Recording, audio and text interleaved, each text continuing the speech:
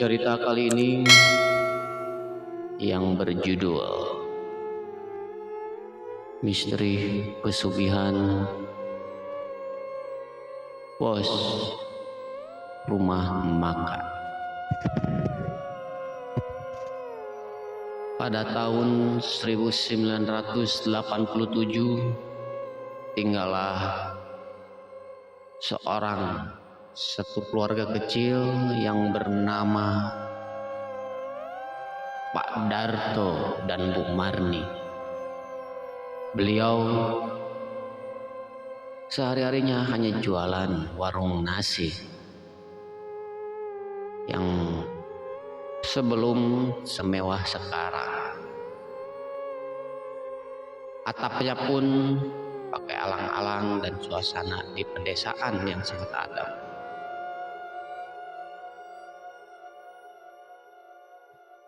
Pendapatan beliau sehari-harinya kadang rame, kadang sepi.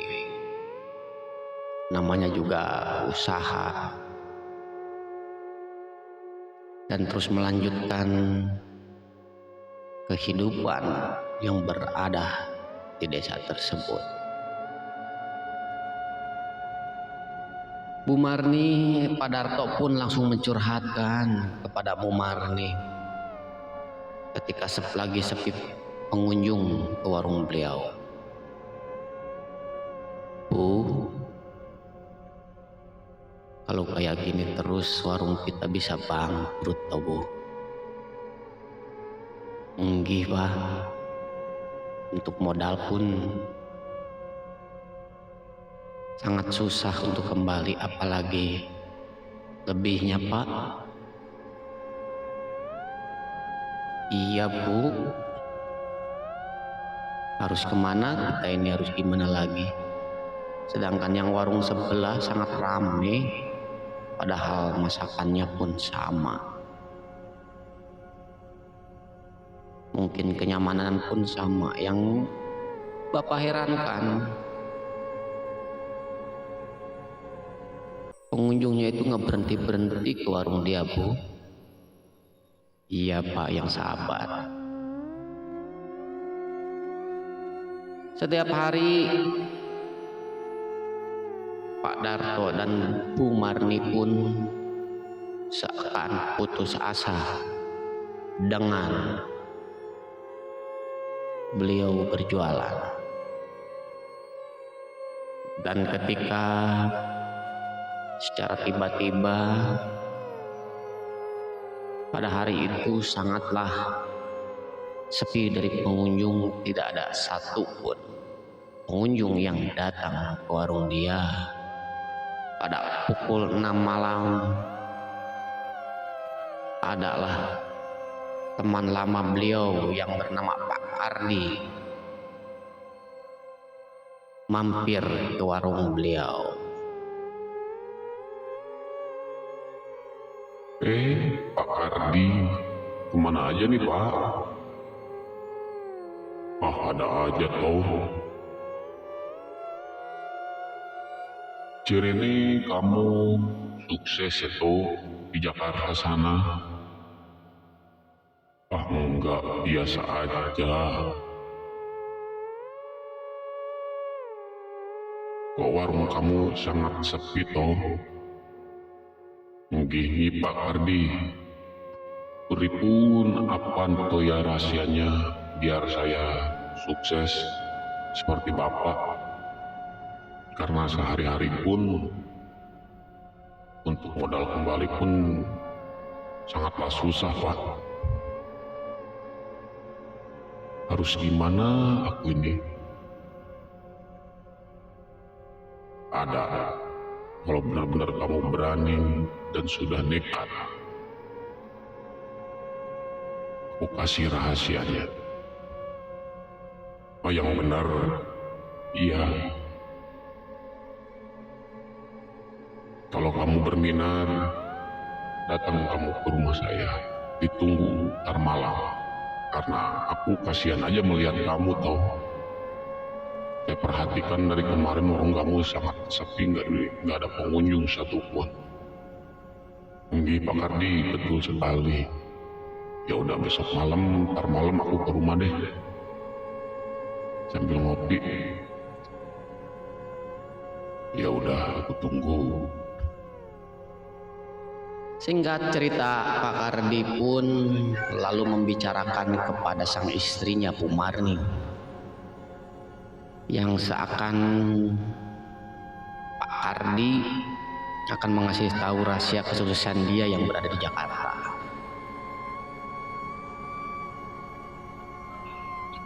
Bu, barusan Pak Kardi bilang, katanya sih mau ngasih solusi buat rumah makan kita Bu, dari kunci dari kesuksesan yang dia dapatkan dari warung tersebut yang berada di Jakarta tersebut Bu.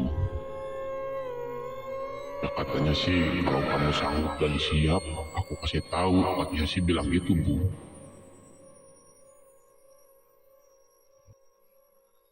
Kalau Bapak yakin sih nggak apa-apa, Pak. Sok aja Ibu mah mendukung lah. Yang penting keekonomian kita berjalan, Pak. Ya udah tutup aja warungnya, Pak. Bapak kesana ke rumah Pak Kardi aja ya. Iya toh Bu. Bapak berangkat ya. Singkat cerita, Pak Karto pun berangkat, menaiki motornya ke rumahnya Pak Kardi yang sangat jauh dari keramaian, karena dia rumahnya bersampingan dengan gunung dan hutan yang berada di desa tersebut. Setelah 1 jam perjalanan, Pak Karto pun sampai di rumahnya Pak Kardi. Lalu mereka berbincang ria sambil ngopi dan menceritakan keluh kesah awalnya Pak Kardi membuka warung nasi yang berada di Jakarta. Dan singkat cerita, Pak Kardi pun langsung mengasih tahu rahasianya kepada Pak Karto. Jadi begini nih toh rahasiaku sampai aku punya restoran 4 sekarang di Jakarta ini. Apa tuh? Apakah kamu mau menjalani pesugihan yang aku alami?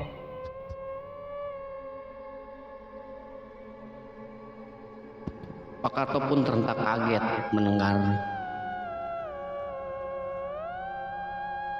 Pak Kardi berbicara mengajak dia pesugihan dengan rahasia tersebut.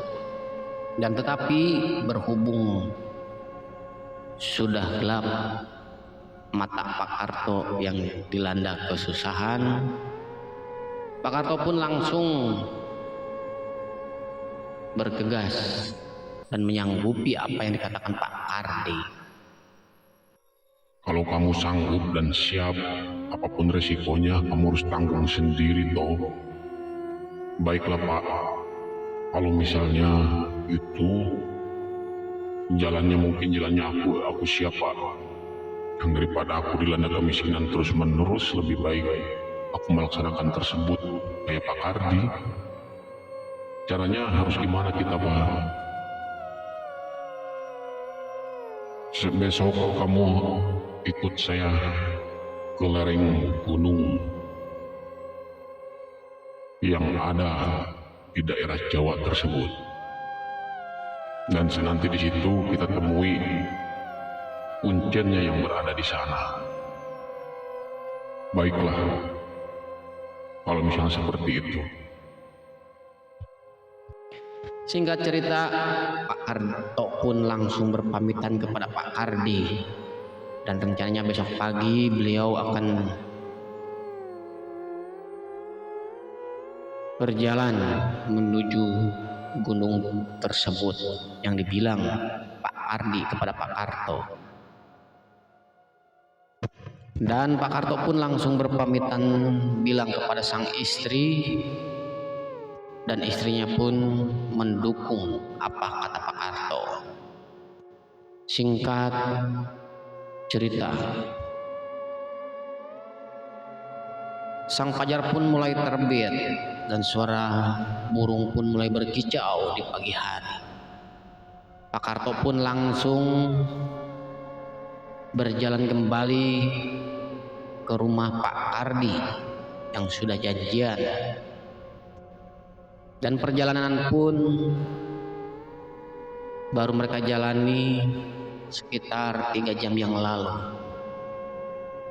Dan sedikit lagi mungkin akan sampai ke lereng gunung tersebut. Masih jauh ya Pak? Bentar lagi. Di depan sudah kelihatan. Ayo, kita samperin Pak Kuncennya. Siapa? Assalamualaikum. Assalamualaikum. Waalaikumsalam. Pak Ardi. Kenapa tuh Pak? Ini Pak, teman saya mau mengikuti jejak saya yang dulu itu toh. Oh iya, memang Bapak udah kasih tahu pada amat dia sekuensinya gimana dan resikonya gimana. Apakah dia udah menyanggupi? Sudah Pak, makanya aku bawa ke sini. Kasihan, tolonginlah dia Pak. Untuk makan sehari-hari pun susah, apalagi untuk ini Pak. Nggih Pak, bener. Ya sudah, ntar malam ikut Bapak dan siapkan sesajinya. Kita berangkat ke lereng gunung tersebut. Dan kamu Kardi tunggu di sini, jangan ikut. Baik Pak, aku akan menuruti apa kata Bapak. Dan kamu Karto, istirahatlah dulu, ngopi santai di sini sambil menunggu. Dan pukul 10 malam kita berjalan ke lereng gunung tersebut. Dan kamu harus siap dengan hal-hal dan resikonya tersebut. Siapa akan saya laksanakan apa kata Pak Kuncen. Singkat cerita, malam pun menunjukkan pukul 10. Pak Kuncen pun dan Pak Karto langsung berjalan menelusuri hutan yang sangat rimbun dan penuh dengan suasana mistis di area tersebut. Dan suara anjing melolong pun seakan tahu kedatangan Pak Kuncen yang ingin mengantarkan Pak Karto ke lereng bukit tersebut. Singkat cerita, sampailah di tempat pemujaan tersebut yang berada di lereng gunung yang sangat angker tersebut.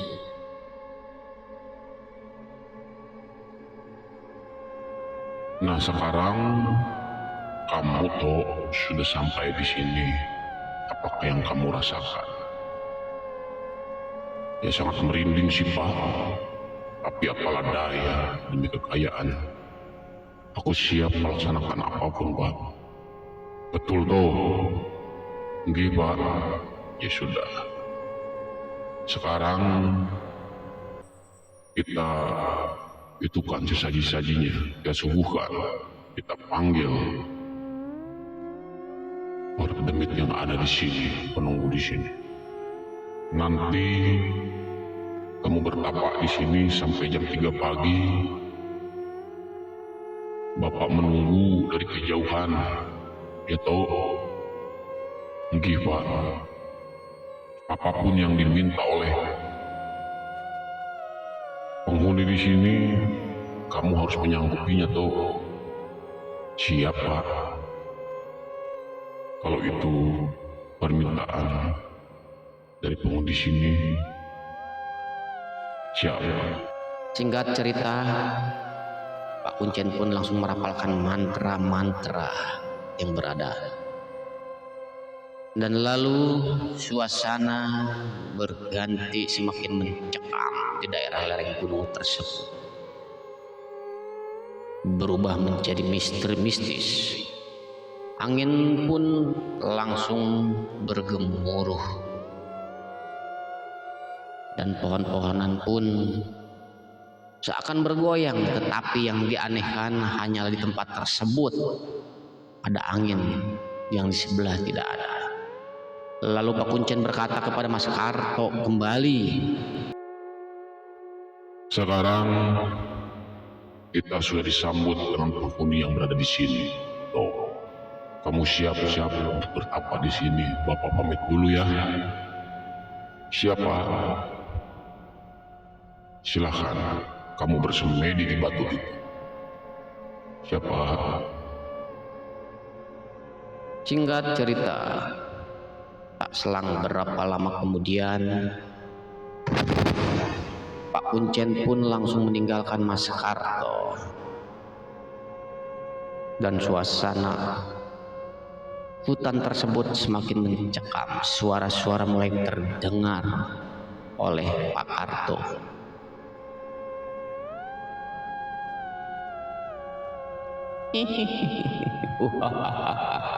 Alau.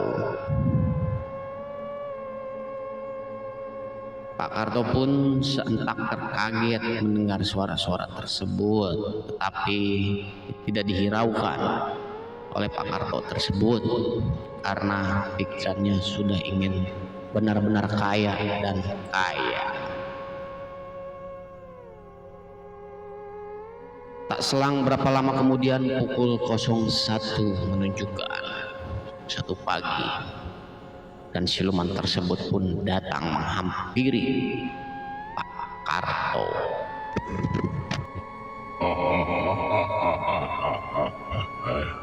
Hei anak manusia, mau apa kamu datang ke sini?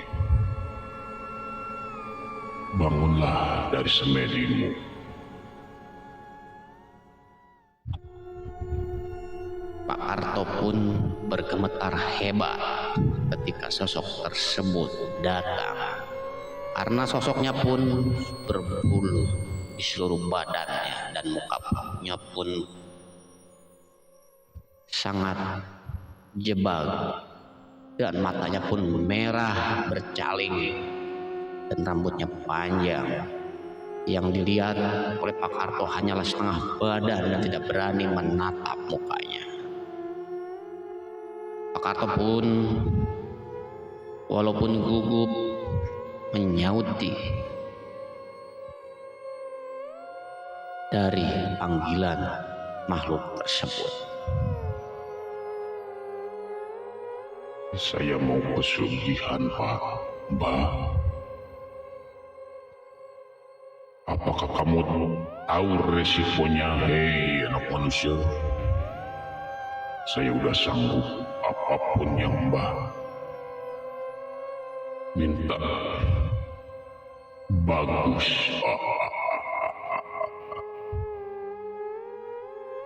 Kamu pegang buluku ini, bungkus pakai kain putih dan taruh di tempat uang kamu.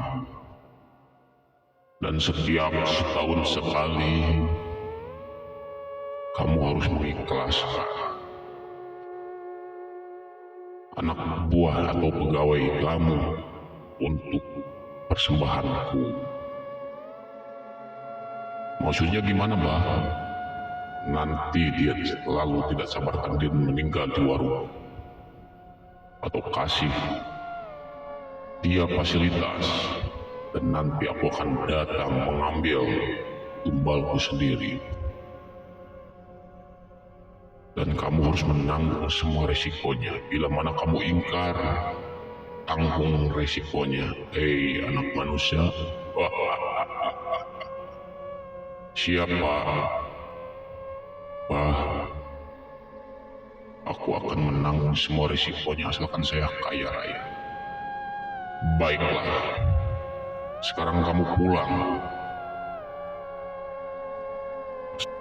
Sekarang kamu pulang, dan saya pamit dulu. Singkat cerita, angin pun berhembus hebat ketika kepergian si makhluk tersebut. Dan lalu suasana kembali tenang, tidak mencekam seperti kayak yang tadi. Dan bungkusan kain putih pun sudah dikantongi oleh Mas Karto. Dan Pak Kuncen pun langsung menghampiri Pak Karto dan siap untuk bergas pulang ke rumahnya Pak Kuncen kembali. Dan setibanya di rumah Pak Kuncen, lalu Pak Kuncen duduk bersantai dahulu dan ngobrol bersama Mak Kardi, Pak Karto dan Pak Kuncen. Dan lalu mereka bergegas pamit undur diri untuk pulang. Singkat cerita, mereka pun sampai di rumahnya masing-masing dan lalu mempraktikkannya apa yang dikatakan oleh makhluk tersebut. Dan sesampainya di rumah, berbincanglah Pak Karto dengan istrinya. Bu,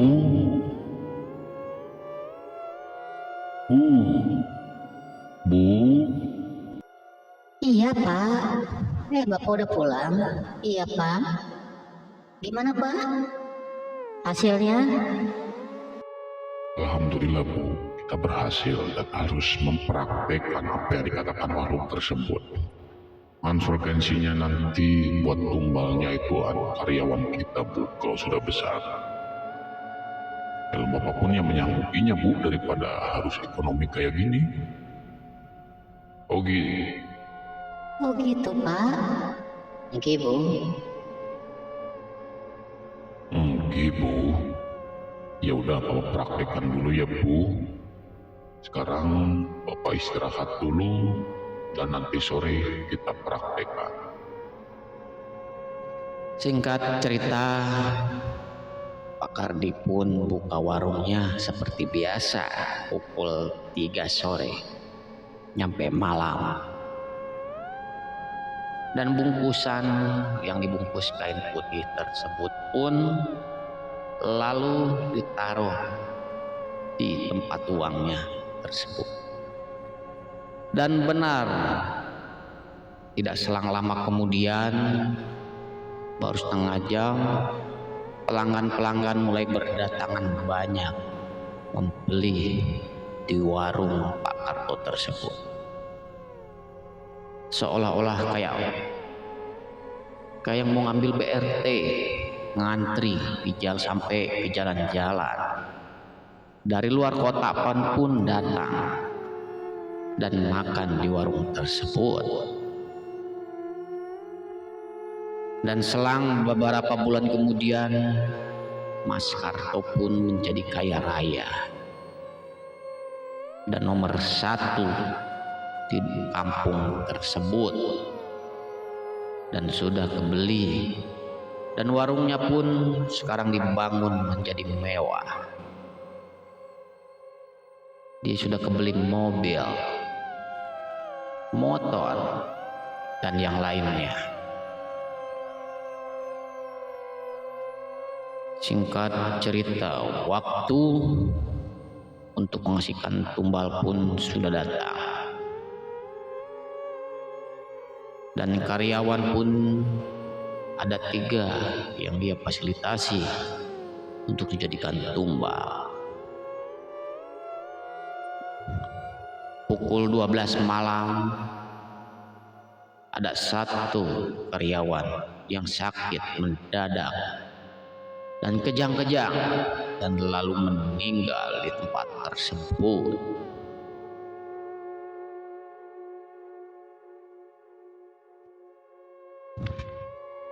setelah itu kekayaan Pak Karto pun melimpah ruah, seakan dibantu oleh makhluk tersebut.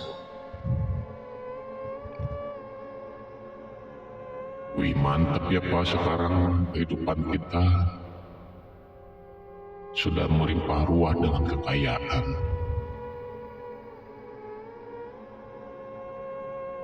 Oke.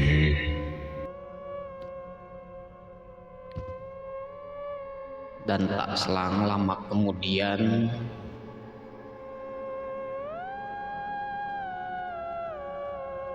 orang sekampung pun menjadi heran dengan kekayaan dari Pak Karto yang mendadak menjadi bincangan keras, seakan penduduk tersebut meyakini bahwa Pak Karto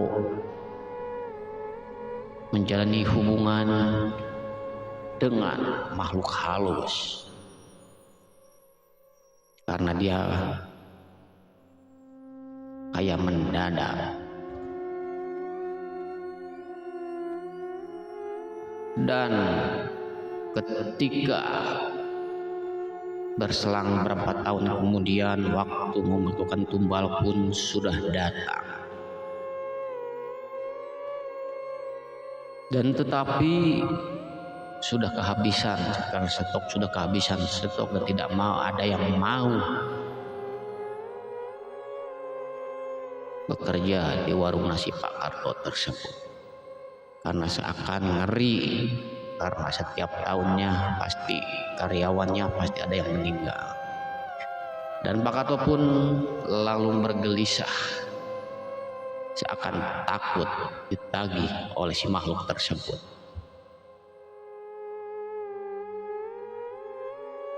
Dan benar sekali, pukul 12 malam, warung pun memang sudah ditutup oleh Pak Karto. Dan lalu makhluk tersebut datang, diawali dengan angin yang berembus kencang, seakan makhluk tersebut marah ke Pak Karto.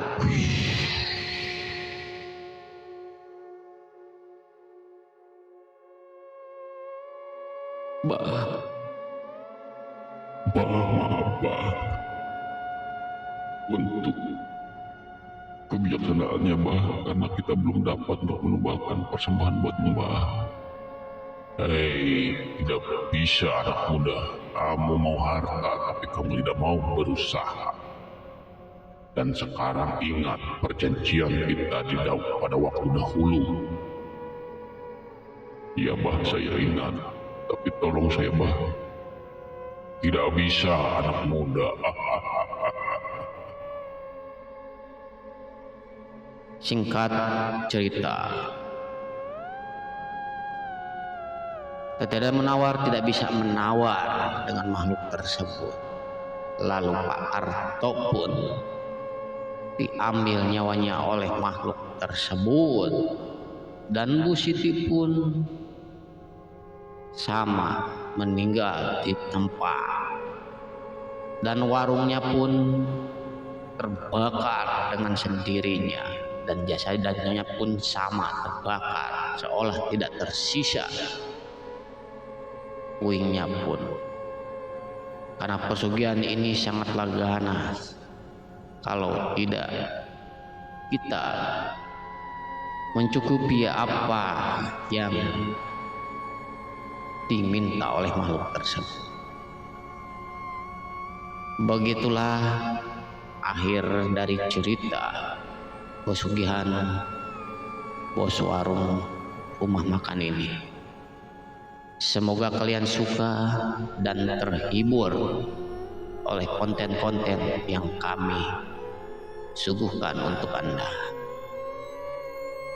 Kalau Anda suka, jangan lupa di like, di komen, di subscribe, dan di share.